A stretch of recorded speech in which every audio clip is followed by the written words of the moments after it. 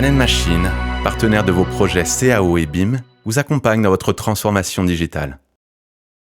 Bonjour, dans cette vidéo, vous allez voir comment peut-on créer une IPS dans Autodesk Inventor. Alors, qu'est-ce que c'est une IPS? Une IPS, tout simplement, c'est une pièce qui représente une variante de pièces, une famille de pièces. Pour cela, il faut créer d'abord les paramètres nécessaires pour la modélisation de la pièce. Ensuite, vous allez associer ces paramètres aux esquisses et fonctions de cette pièce. Puis, vous utilisez une fonction qui s'appelle extraire une pièce. Inventor, il va vous présenter une table. Dans cette table, vous allez définir les différentes variantes de chaque pièce. Puis, vous enregistrez votre IPS dans votre bibliothèque. Vous pouvez éventuellement le publier dans le centre de contenu de Autodesk Inventor aussi. Et ensuite, vous allez le placer dans l'assemblage de votre dessin. Vous voyez, comme je vous disais, j'ai commencé à créer plusieurs paramètres ici. J'ai associé, alors là, vous le voyez à l'écran, un code. Pour ceci, j'utilisais deux esquisses, donc une esquisse qui détermine le chemin de trajectoire de coude et puis une deuxième esquisse qui détermine la section de celui-ci. Et enfin, j'ai associé la fonction coque pour vider notre coude. Donc, une fois terminée la pièce, bien sûr, vous pouvez ajouter et appliquer d'autres fonctions qui est nécessaire. Ici, il y a deux fonctions. J'ai utilisé la fonction balayage et la fonction coque.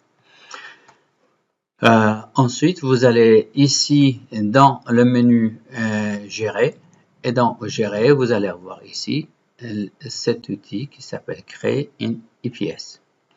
Donc, vous le voyez automatiquement, vous allez avoir une table. Dans cette table, vous allez trouver trois volets. Donc, premier volet, vous allez trouver l'ensemble des éléments, les fonctions et les paramètres que vous avez associés à votre esquisse. Ici, vous allez voir tout ce qui a été récupéré, extraire, on va dire, pour l'utilisation et filtrage de cette fonction. Et ici, vous allez avoir une ligne qui représente première variante de votre pièce. Donc, pour ajouter d'autres variantes, il suffit simplement de créer, insérer une ligne. Vous voyez là, bon, je vais m'arrêter à 3 lignes. Et puis ici, par rapport à les deux colonnes là, vous pouvez le renommer, par exemple, c'est le nombre de pièces. On peut mettre, par exemple, coude 90. Et on va commencer par peut-être 60, oui. Ici, on va mettre, OK. Là, on va mettre coude 90. Ici, je vais mettre 120 éventuellement.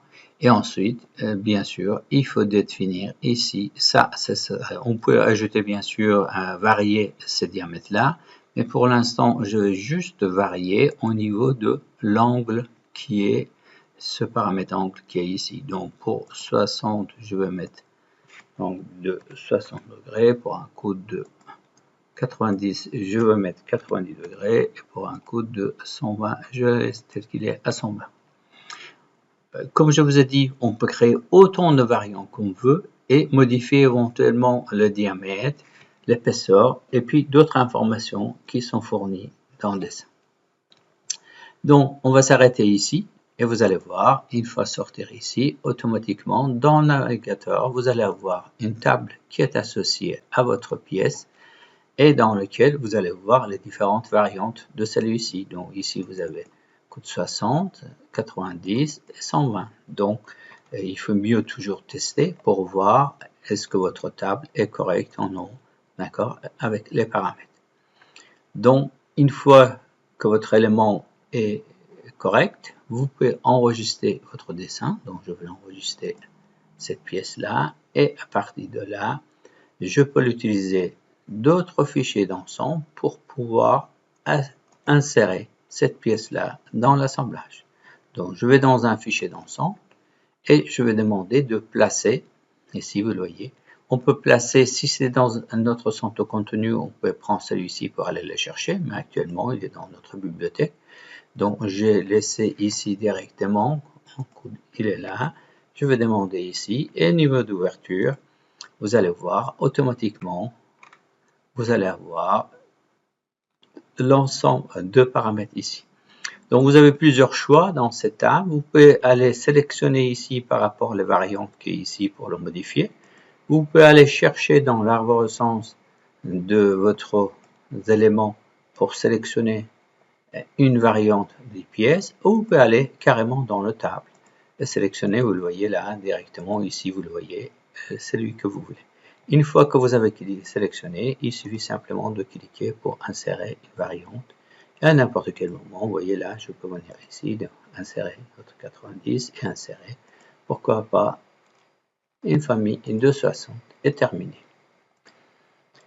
Alors, il faut savoir que lorsque vous travaillez avec des IPS que vous insérez, comme les éléments de bibliothèque, Inventor, il va créer un fichier pour chaque type d'IPS. Autrement dit, automatiquement, là, quand vous allez basculer dans l'arborescence de votre Windows, vous allez voir dans le chemin de projet un dossier au nom de l'IPS s'appelait CUD qui sera créé, et dedans vous allez avoir les différentes variantes que vous avez insérées. Par contre, si vous insérez plusieurs occurrences de la même pièce, vous aurez toujours la même pièce. D'accord? Sauf changement. À n'importe quel moment, bien sûr, on peut revenir ici et puis demander de faire une modification en faisant un clic droit modifier, ou éventuellement directement ouvrir la table et faire un double clic sur celui-ci pour modifier le composant et d'aller chercher éventuellement à la place de celui-ci, changer, modifier une autre information, et ici ou ailleurs, pourquoi pas, par exemple, par rapport au diamètre, on peut le modifier, on peut le changer. Alors, si on veut modifier les éléments d'ici directement, au choix, lors d'insertion, il faut créer dans ce cas une IPS personnalisée. Voilà. Merci, j'espère que c'était utile pour vous. Je vous dis à la prochaine fois pour d'autres vidéos sur d'autres sujets. Merci, à bientôt. Man & Machine, partenaire de vos projets CAO et BIM, vous accompagne dans votre transformation digitale.